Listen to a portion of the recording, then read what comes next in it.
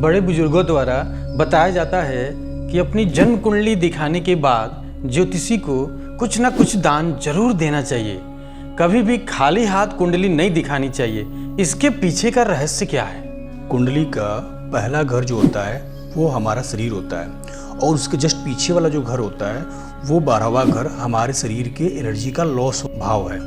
इसी प्रकार कुंडली का जो 9वां भाव होता है वो हमारा भाग्य का भाव है और उसके जस्ट पीछे वाला जो घर होता है अष्टम भाव, उस भाव से हम ज्योतिष की विद्या का अध्ययन करते हैं। अब ज्योतिषी किसी की कुंडली देखता है तो उसका 9वां भाव जो भाग्य भाव है उसका जस्ट पीछे वाला भाव अष्टम भाव की जागृति होती है और वो ज्योतिषी अपने भाग्य का नाश करके फिर दूसरे का कुंडली देखता है। तो जब कोई ज्योतिषी किसी का कुंडली खोलता है और प्रेडिक्शन करता है तो वो ज्योतिषी अपने भाग्य के कुछ अंश को निकाल करके फिर उस व्यक्ति के कुंडली को देखता है, जिससे कि उसके भाग्य का कुछ नाश होता है।